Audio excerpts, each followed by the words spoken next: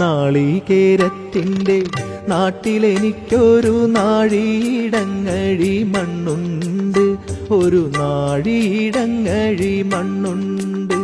അതിൽ നാരായണ കിളിക്കൂടു പോലുള്ളൊരു 4 കാലോലപ്പുരയുണ്ട്. നാളികേരത്തിൻ്റെ നാട്ടിലെനിക്കൊരു നാഴിയിടങ്ങഴി മണ്ണുണ്ട്, ഒരു നാഴിയിടങ്ങഴി മണ്ണുണ്ട്. പഴയ കാലത്ത് ആൾക്കാർ ചായ കുടിച്ച് കഴിഞ്ഞാൽ നെല്ലായിട്ടാണ് വരിക. നെല്ല് കുറച്ച് കൊണ്ട് ആ നെല്ല് ചായപ്പിടിയിൽ ചായ കഴിച്ചിട്ട് കൊടുന്ന ഇടുന്ന പെട്ടിയാണ്. അപ്പം അത്രയും പഴക്കമുണ്ടെന്ന് അർത്ഥം.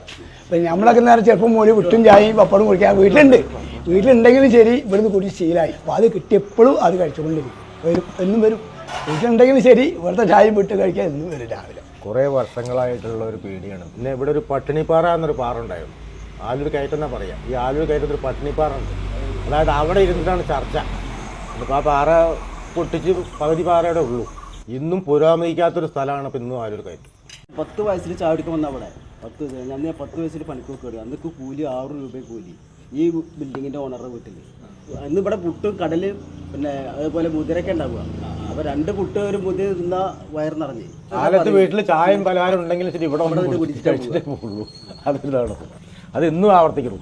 എൻ്റെ പേര് കാരികൻ, മനസ്സിലായോ? കാരികൻ അതിൻ്റെ പേര്. പട്ടിണി കാല കട്ടൻ ചായ കാപ്പി ഉണ്ടാക്കി കുടിക്കുന്ന ടൈമാണ്. ചെറുപ്പം എനിക്ക് പറയുകയാണെങ്കിൽ നെല്ലുകൾ കുത്തിട്ട് നമ്മൾ ചോറ് വെക്കണം. എന്നിട്ടാണ് അമ്മയ്ക്ക് അച്ഛനും ജോലിക്ക് പോകാൻ. എന്തെങ്കിലും കൊണ്ടുവന്ന് വല്ലതും കടിച്ചു കൊടുത്ത് കഴിഞ്ഞാൽ വല്ലയിടത്ത് പോയി വല്ല പൂവളക്കിഴങ്ങിൻ്റെ വേരോ മേടിച്ചു വന്നിട്ട് ചെന്ന് ജീവിക്കണം. അപ്പം നമ്മൾ രാജ്യം വിട്ടുപോയി അച്ഛൻ്റെ വിഷമം കണ്ടിട്ട്. പിന്നെ പോയി വല്ല രാജ്യങ്ങളൊക്കെ പോയി ഓരോ വീട്ടിൽ നിന്ന് അങ്ങനെ ജീവിച്ചു. അച്ഛന് വല്ലതും കിട്ടിയത് ഇങ്ങോട്ട് അയച്ചു കൊടുക്കും. അപ്പോൾ അച്ഛനും ഒരു സന്തോഷമായി. അങ്ങനൊരു ജീവിതമായിരുന്നു നമ്മൾ ജീവിച്ചു വരുന്നു. അമ്മ ഇപ്പം അങ്ങനെയല്ല. ഇപ്പോൾ കാശും സൗകര്യം ഒക്കെ കൂടിയപ്പോൾ എല്ലാവരും ആൾക്കാർക്ക് വ്യത്യസ്തമാണ്. മറ്റേത് ആരെടുത്ത് പോയാലും ഒരു 10 100 കടം മേടിക്കാം. ഇപ്പോൾ ഒരാളെടുത്ത് പോയാൽ 10 ഉറുപ്പിക ചോദിച്ചാൽ കിട്ടില്ല.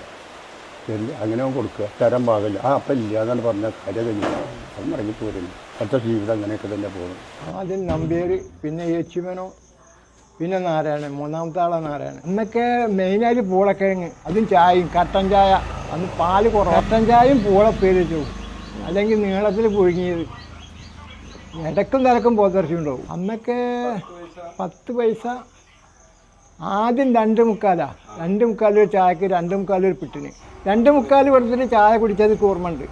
ഒരണക്ക് 4.25. ഒരു ഉറുപ്പയ്ക്ക് 96 കാശാണ് അന്ന്. അന്ന് പട്ടിണി കാല.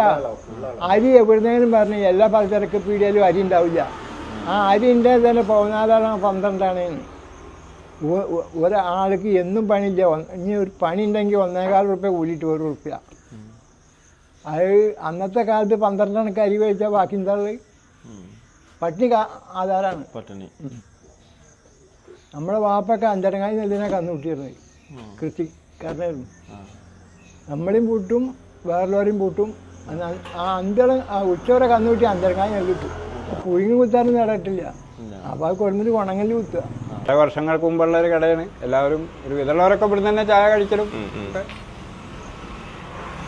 ഇവിടെ ഇപ്പോൾ ഈ ഇറച്ചി അങ്ങനെയുള്ള കാര്യങ്ങൾ ഉണ്ടാവില്ല. ഇപ്പോൾ ഒരു സസ്യ ബുക്കായിട്ട് ഇങ്ങനെ അത് ഇഷ്ടമുള്ള ആൾക്കാരായിട്ട് ഇങ്ങനെ